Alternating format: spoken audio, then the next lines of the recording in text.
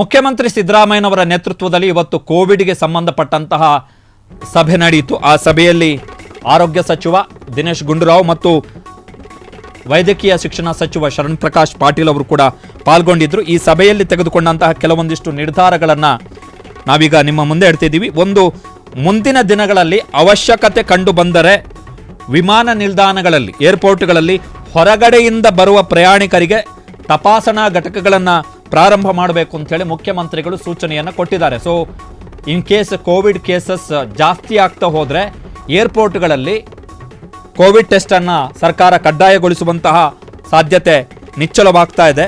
ಮುಖ್ಯಮಂತ್ರಿಗಳ ಸೂಚನೆಯನ್ನು ಗಮನಿಸ್ತಾ ಇದ್ರೆ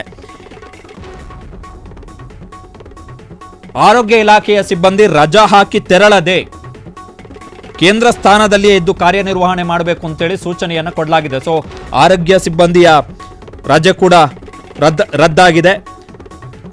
ರೂಪಾಂತರ ಕೊರೋನಾ ವೈರಾಣು ಅಥವಾ ಕೋವಿಡ್ J1 ತಳಿ ಏನಿದೆ, ಇದಕ್ಕೆ ಸಂಬಂಧಪಟ್ಟ ಹಾಗೆ ವ್ಯಾಕ್ಸಿನ್ಗಳನ್ನು ಸಿದ್ಧಪಡಿಸಿಕೊಳ್ಬೇಕು ಅಂತೇಳಿ ಮುಖ್ಯಮಂತ್ರಿಗಳು ಸೂಚನೆಯನ್ನು ಕೊಟ್ಟಿದ್ದಾರೆ. ಸಾರ್ವಜನಿಕರಿಗೆ ಅನುಕೂಲವಾಗುವ ರೀತಿಯಲ್ಲಿ ಕೊರೋನಾ ಸಹಾಯವಾಣಿಯನ್ನು ಕೂಡ ಪ್ರಾರಂಭ ಮಾಡಬೇಕು ಅಂತೇಳಿ ಮುಖ್ಯಮಂತ್ರಿಗಳು ಸೂಚನೆಯನ್ನು ಕೊಟ್ಟಿದ್ದಾರೆ. ಸಾರ್ವಜನಿಕರಿಗೆ ಯಾವುದೇ ತೊಂದರೆ ಆಗದಂತೆ ಎಂಥದ್ದೇ ಪರಿಸ್ಥಿತಿಯನ್ನು ಎದುರಿಸಲು ಆಸ್ಪತ್ರೆಗಳಲ್ಲಿ ಹಾಸಿಗೆ, ಆಕ್ಸಿಜನ್ ಮತ್ತು ವೆಂಟಿಲೇಟರ್ ಸೇರಿದಂತೆ ಮೂಲಭೂತ ಸೌಕರ್ಯಗಳು ಕಡ್ಡಾಯವಾಗಿರುವಂತೆ ನೋಡಿಕೊಳ್ಳಬೇಕು ಅಂತೇಳಿ ಎರಡೂ ಇಲಾಖೆಗಳು, ಆರೋಗ್ಯ ಇಲಾಖೆ ಮತ್ತು ವೈದ್ಯಕೀಯ ಶಿಕ್ಷಣ ಇಲಾಖೆಗೆ ಮುಖ್ಯಮಂತ್ರಿಗಳು ಸೂಚನೆಯನ್ನು ಕೊಟ್ಟಿದ್ದಾರೆ. ಮಕ್ಕಳಿಗೆ ಜ್ವರ, ಕೆಮ್ಮು ಮುಂತಾದ ಲಕ್ಷಣಗಳು ಕಂಡುಬಂದರೆ ಶಾಲೆಗಳಿಗೆ ಕಳುಹಿಸದಂತೆ ಸೂಚನೆಯನ್ನು ಕೊಡಲಾಗಿದೆ. ಇನ್ ಕೇಸ್ ಮಕ್ಕಳಲ್ಲಿ ಶೀತ, ಕೆಮ್ಮು ಅಂತ ಏನಾದರೂ ಇದ್ರೆ ಆ ಮಕ್ಕಳನ್ನ ಶಾಲೆಗಳಿಗೆ ಅಥವಾ ಕಾಲೇಜುಗಳಿಗೆ ಕಳುಹಿಸಕೂಡದು ಅಂತೇಳಿ ಮುಖ್ಯಮಂತ್ರಿಗಳು ಸೂಚನೆಯನ್ನ ಕೊಟ್ಟಿದ್ದಾರೆ.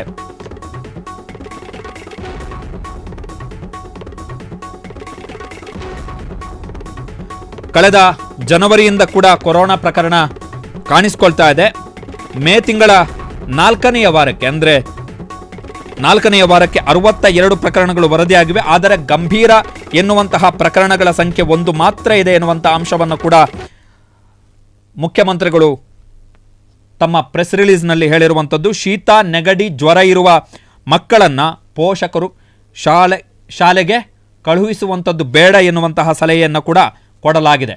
ಜೊತೆಗೆ ಇನ್ ಕೇಸ್ ಶೀತ, ನೆಗಡಿ, ಕೆಮ್ಮು ಇರತಕ್ಕಂತಹ ಮಕ್ಕಳು ಶಾಲೆಗೆ ಏನಾದರೂ ಬಂದರೆ ಅವರನ್ನು ಮತ್ತೆ ಮನೆಗೆ ವಾಪಸ್ ಕಳುಹಿಸಬೇಕು ಅಂತೇಳಿ ಸೂಚನೆಯನ್ನು ಕೊಡಲಾಗಿದೆ.